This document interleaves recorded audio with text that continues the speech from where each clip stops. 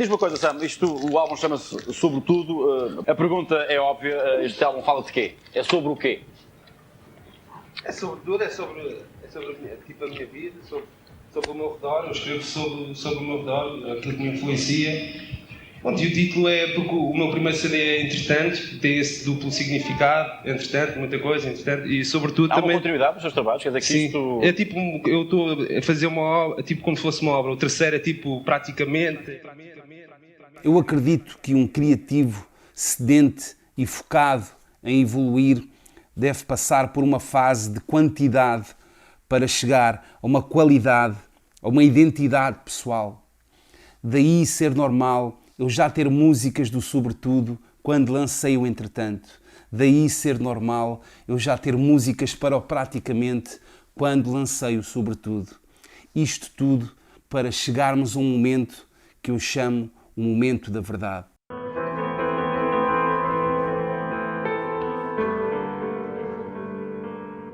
Este é o primeiro álbum que sai de casa.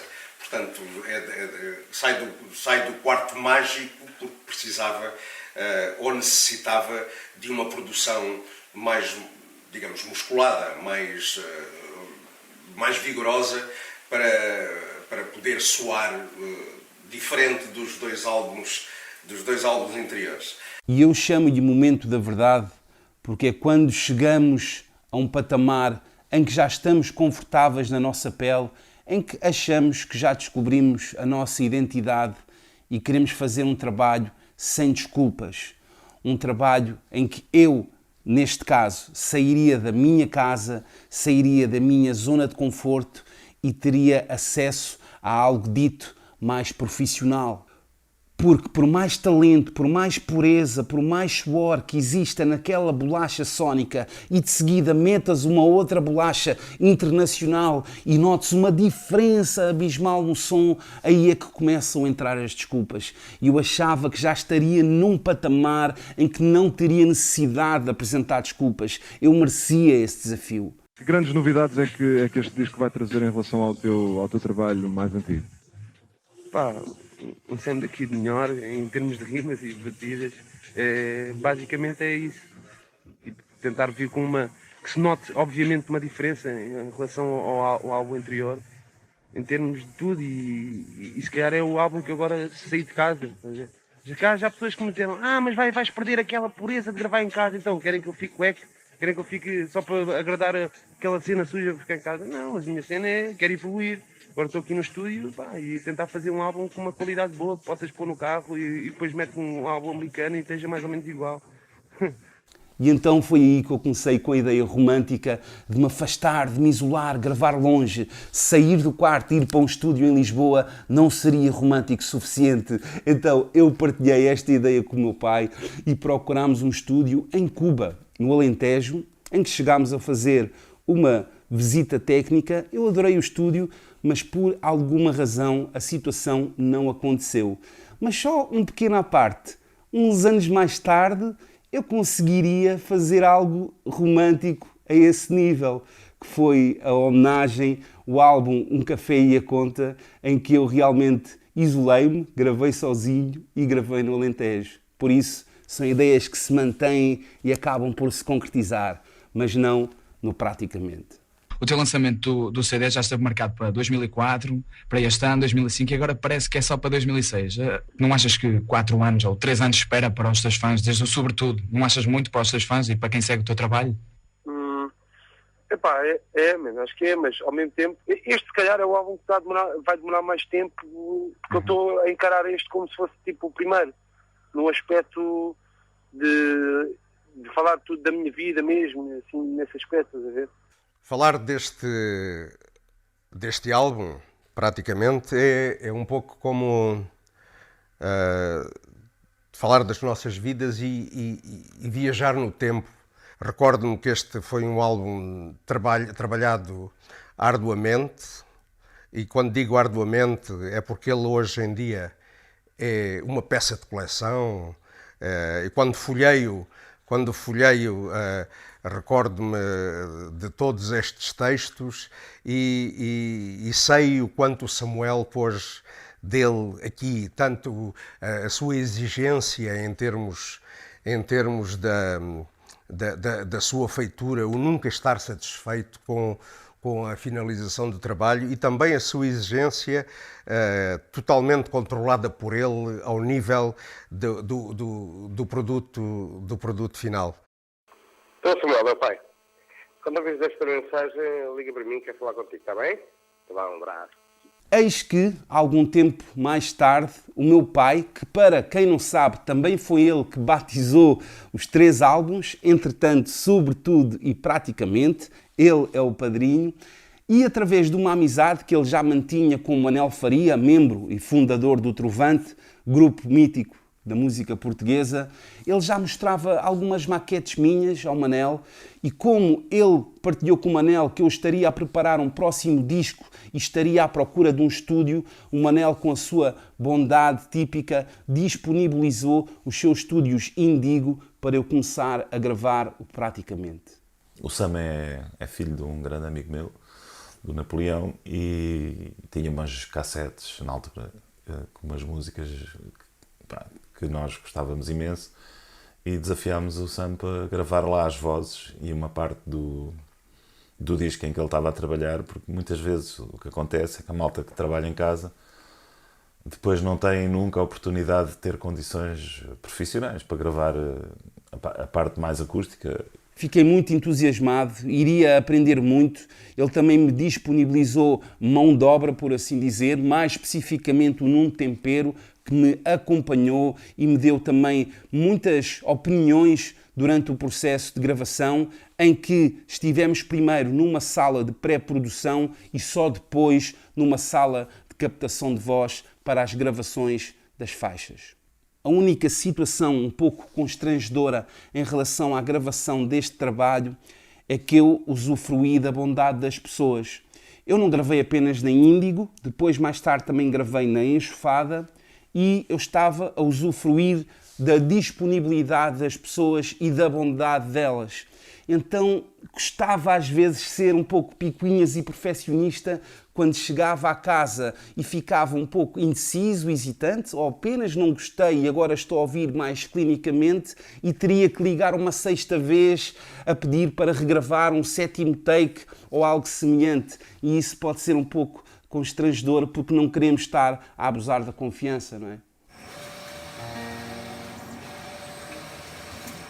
E eu lembro que nessa altura eu andava a compor o Mensais, e o Mensais, nós decidimos que aquilo ia ser um rap ou uma coisa da família do hip hop, e pedi ajuda ao Sam para me pôr a letra direita. A letra era muito fixe, mas o Sam pôs lá uma frase que não estava na letra, que é: então vaza lá, vamos lá outra vez. Que foi da autoria dele, e pá, isto passou relativamente despercebido. Yo, querem mais? Então vaza lá, vamos lá outra vez. E então eu limei umas arestas, endireitei a letra e acabei por gravar a referência para ajudar no casting, para a pessoa que fosse gravar já tivesse uma direção por onde seguir. E é engraçado que algumas pessoas que eu conheço entraram nesse casting. Eu lembro-me que o meu mano David Cruz também me disse que acho que participou nesse casting, mas quem acabou por ficar escolhido foi o meu mano Demo, Carlos Afonso, que até hoje me agradece por esse momento, porque acabou por ser uma porta que se abriu para um trabalho que ele ainda faz hoje em dia. Por isso, grande abraço ao meu mano Carlos. Alguém gritou, oh, quem foi não sei cagou, e eu represento o meu nome, puto é Demo. Pois convidados posso dizer todos, posso dizer que entra o meu pai.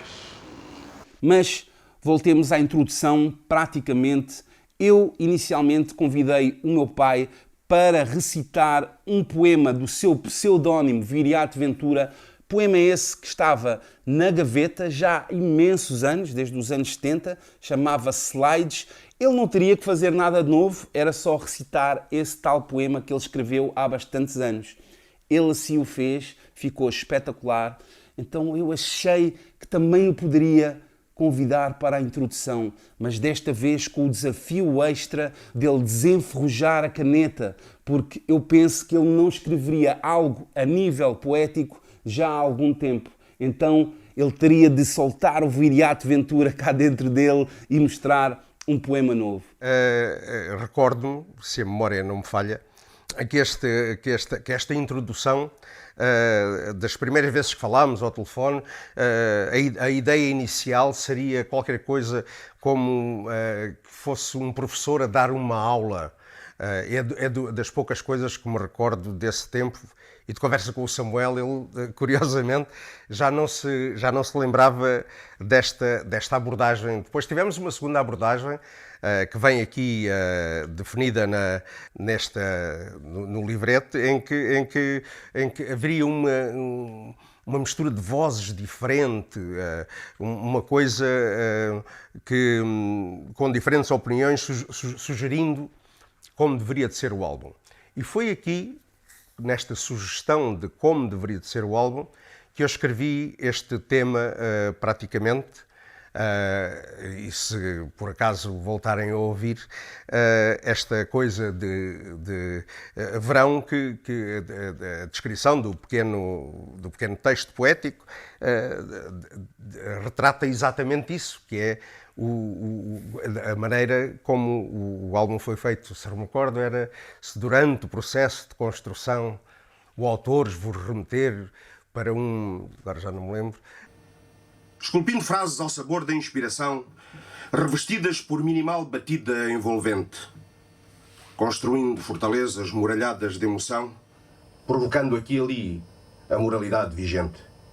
E se de repente o sonho ganha asas de vulcão, derramando palavras e punhais principalmente, requerendo seguramente mais que uma audição, o que por vezes não existe, mas sim aquilo que se pressente. Após longas e repetidas noites de agitação, o resultado surge emergente. Esvai-se a permanente inquietação, entretanto, sobretudo, praticamente. E para quem não sabe, na feitura desta música e em outras músicas que eu fiz com o meu pai, ele nunca grava ao ouvir a música. E muitas das vezes ele nem sabe qual é a música que vai ficar posteriormente. Ele grava com o seu ritmo, ao seu sabor, e depois cabe ao músico pontuar, dar a nuance certa, saber quando é que tem espaço para brilhar e fazer brilhar a performance do Viriato Ventura, neste caso. E então ele assim o fez, gravou sozinho à capela, e depois foi ele próprio que sugeriu que poderíamos convidar o Manel Faria. Seria simbólico, estamos a gravar aqui no estúdio dele.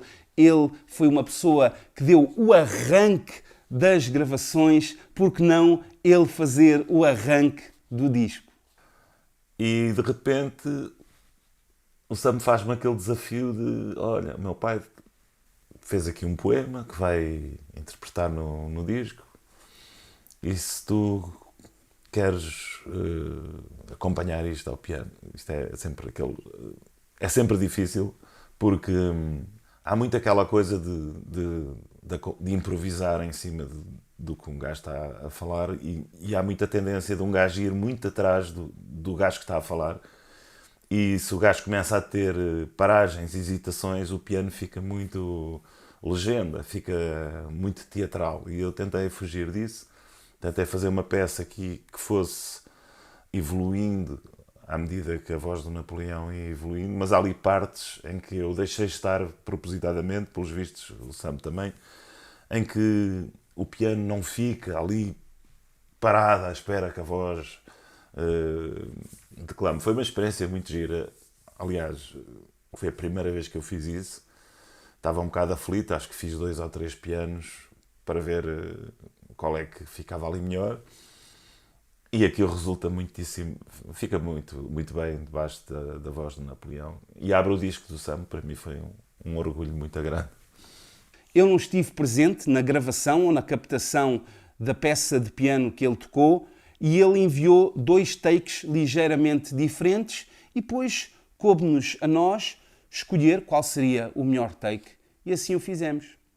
Quanto a mim, pessoalmente, provavelmente, também terá sido, isto é como a prova de que este é o efeito borboleta que as coisas causam nas nossas vidas, e este provavelmente também terei sentido esse efeito borboleta, porque eu nunca tinha gravado nada na minha vida, e foi com esta gravação que eventualmente se plantou a sementinha daquilo que é o meu trajeto também ele profissional na área da palavra e dos palcos, de que o Samuel me deu esse empurrão que foi um empurrão para um abismo de que ainda hoje desfruto, e esta minha atração pelo abismo continua, e muito provavelmente devo a este praticamente.